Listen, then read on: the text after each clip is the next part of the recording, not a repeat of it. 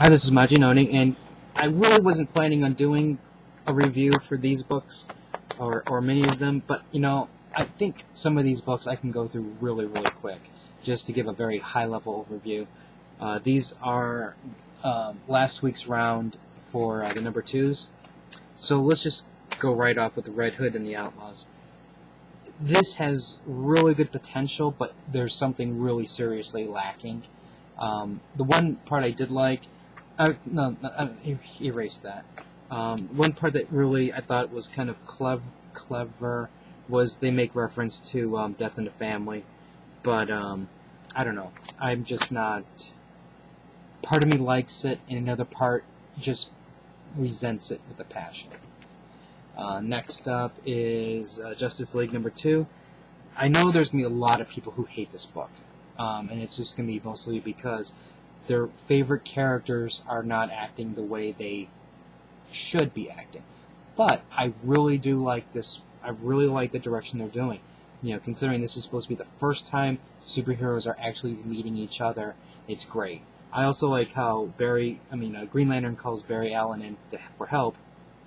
Flash doesn't want to do it because he's under investigation for the last time they got involved together. And the next thing you know, Flash eventually comes, and then they're talking about secret identities, and Hal's calling Barry the Flash Barry. And then they already know that he's a police forensic person, because that's what he said he did, and that's all Batman needs to figure out to know who the Flash is now. So I thought that was kind of funny. Green Lantern Corps. This is there's some decent moments in this thing, but as a whole, I think part of me is just feeling that they're going through the motions, and they basically are tired of writing a story. Now, I don't mean this as a true insult. It's just I'm looking at it from the direction of this. Imagine having these fantastic stories that have catapulted, sales to levels that were unheard of for Green Lantern, and you're on this wave of mega event and mega event. And once the mega events are done, it's like, what do you do? And that's what I mean. It's kind of like, what do you do? Nothing you can really write is going to be able to capture some of the excitement that you had before, and you basically have to restart from ground zero and build up your story again. And that's what's basically happening with the Green Lantern. They did the relaunch, and even before the relaunch, they had, in the sense of a pullback, and then what are they going to do? And I don't think, and right now, because of the burnout of Green, it's just like you're not capturing my interest, which is a shame, because I think that you can actually do a lot of interesting stories with the Green Lantern universe, especially the Corps, because you can bring in a lot of different characters that are unique, interesting, and would never get the spotlight in anything. So it's a shame that I'm not appreciating this at all. Blue Beetle number 2 was a lot better than the first issue, but I don't know if I'm going to keep it. I think I might keep it a little bit longer than I intended. Since I already have issue 3 on pre-order, 3 will be my final decision. We'll see where it goes from there. But other than that, I think it's better, but I don't think it's as strong as it needs to be to last like 6 months or a year. Well, I think it might last 6 months, but I don't think it's going to last a year. Supergirl number 2. This is one of those issues that it's going through the motions of what needs to be done to tell the story of these two characters, Cal and Kara meeting, and Supergirl's confused as to where she is. She doesn't trust Superman, and Superman's got to gain her trust. So it's nothing earth-shattering, but it's following the basic plot points that need to be done. Catwoman. Now, this is what I can say about. This is the most shocking to me. This is the most shocking thing about the DC universe so far. The relaunch.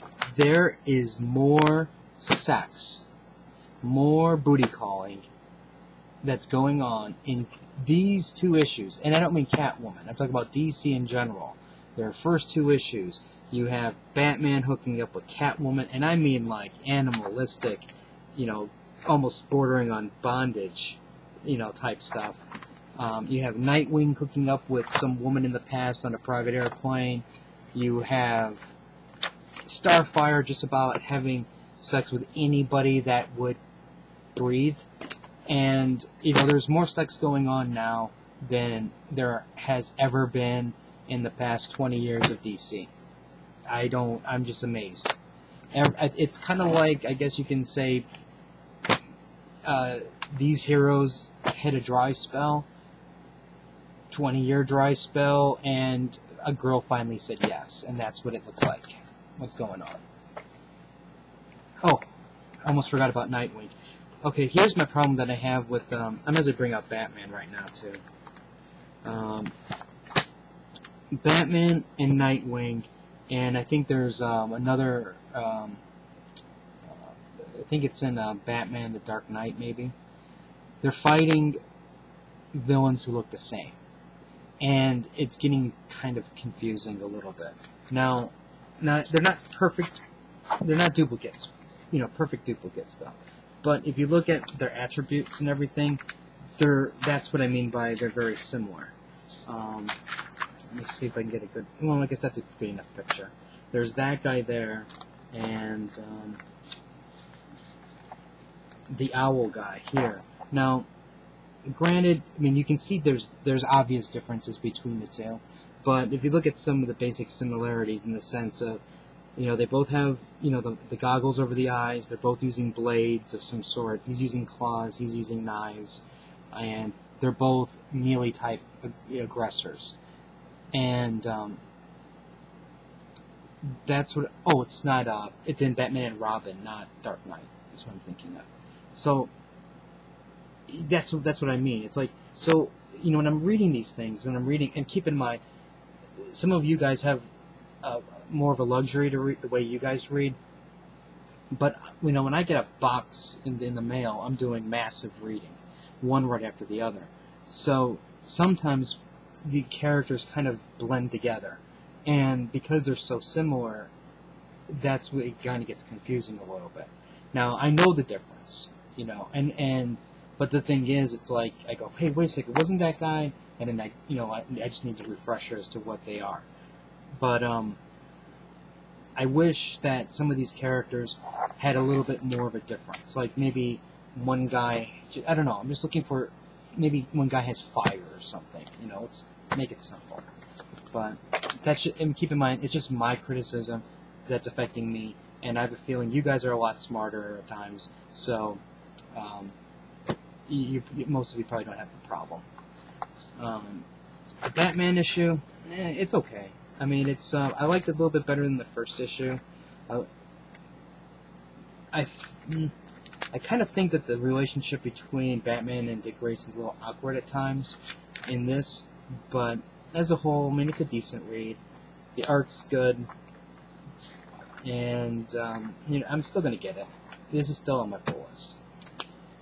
Nightwing, I guess I didn't mention that one. Nightwing.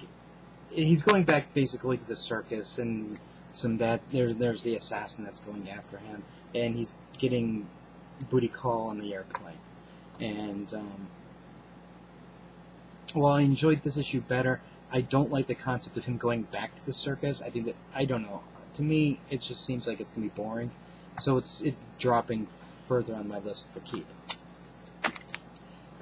Oh yeah, here's the other one. Here's Stripe, and she's half naked, but she's got no boobs, so I guess that's not really sexy. But unless you like no boob girls, so if that's you, I'm sorry. But anyways, Wonder Woman goes to the Amazons, Paradise Island, I guess, and then Stripe comes down, and then there's some battling. It's I don't think. I'm probably going to get some criticism, but just understand this. I don't think it's as strong as the first issue, but I still think it's a good issue. And I think there would be something wrong issue 2 was stronger than the first, because number 1 should be your bang, let's give you what you want to want to read this, and 2 should be, okay, let's develop the story. So that's what this does. It develops the story. I'm pleased with it. I'm still keeping it, and I think for the most part it's on track. Birds of Prey I thought was kind of boring, which is a shame. I mean, these are, it's a superhero team of women, and you know, you would expect that I would have a more positive response to this, but it's just boring to me. Katana, there's parts of her costume I like.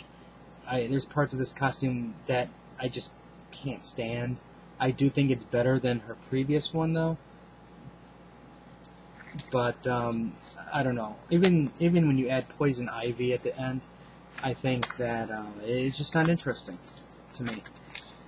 I do in a way, part of me likes the fact that they're making Poison Ivy more human again, instead of that more plant-like. I think she's a little bit more somebody that's more that you can identify with, I guess you can say. But as a whole, I just don't. It's just not. It's not doing it for me that much. Legion of Superheroes. I just think. I don't know. I like the fighting that's in here. But I can't get into it. There's something about it. I don't know what it. I think this is suffering is. I'm at a period of time where I don't want to read it. You know, I'm not, like, for an example, when the Legion of Superheroes did their original Legion Lost storyline, I really wanted to read it. To me, it had a compelling story that I wanted to read. And I was able to quickly absorb who all the characters were, because I wanted to know who the characters were. And even in this case, where I do know, pretty much all of them, in the sense that I've seen a lot of these characters in the past, I've read, their adventures in the past, I just don't feel the need to want to pay attention to who they are, what they're about. I mean, think about it this way. So far, they keep showing these things about, who they are. And it's like, if you have to do that continuously, there's a problem. And then there's Captain Atom. I just can't. I'm sorry, I can't. And Deadman, or the DC Universe Presents, like I said, this is just like Quantum Leap. And, well, there is a market for this type of a story. This isn't the type of story that I want to read right now. Anyways, those are my quick overviews for this week's worth of books. Comments or questions, let me know. Rate the video up or down, let me know what you think, and I'll have more reviews later. So until next time.